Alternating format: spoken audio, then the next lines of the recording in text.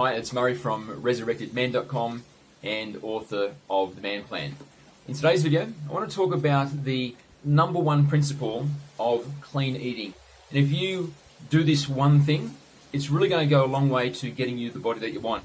Because at the moment, the way that most of us eat, this one thing is having a massive impact on the shape of your body and your general health, and also the long-term consequences of where you are heading if you continue to eat this one particular thing.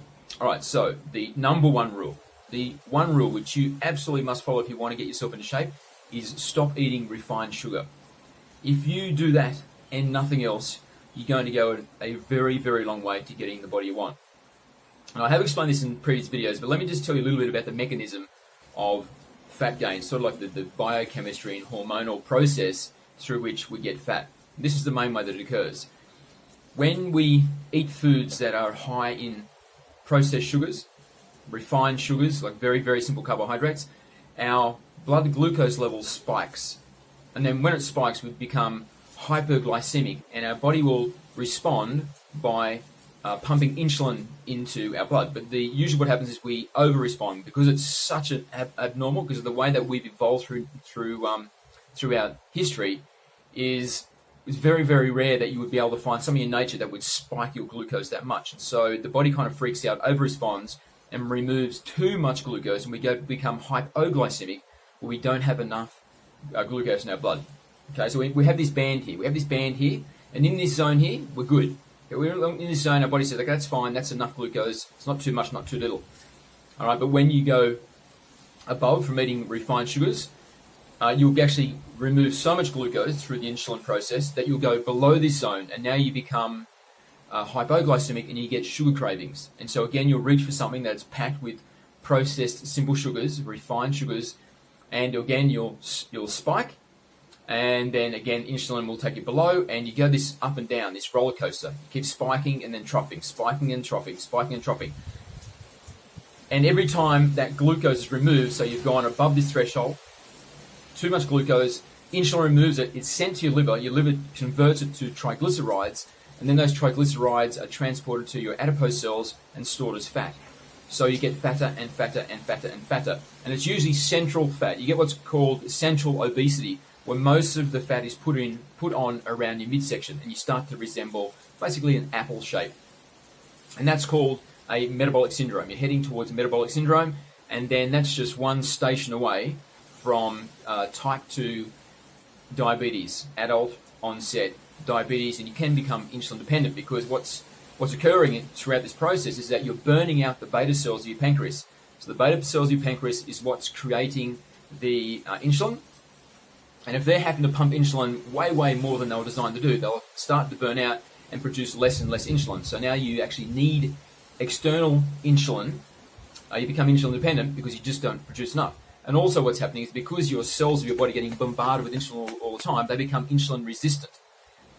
Okay, and the fastest vehicle to get to this place where you have become a type 2 diabetic, adult onset, which is really just a result of poor diet in the overwhelming number of cases, eating refined sugar is the number one vehicle to get to that place. So what you need to do is stop eating refined sugar. And it's very, very simple to do, because really what we have right now is kind of an addiction, because our foods are also very full of high fructose sugars, and they're sugars that are derived from corn and so on, and they're processed. And when they're processed, they become super, super sweet and super, super cheap.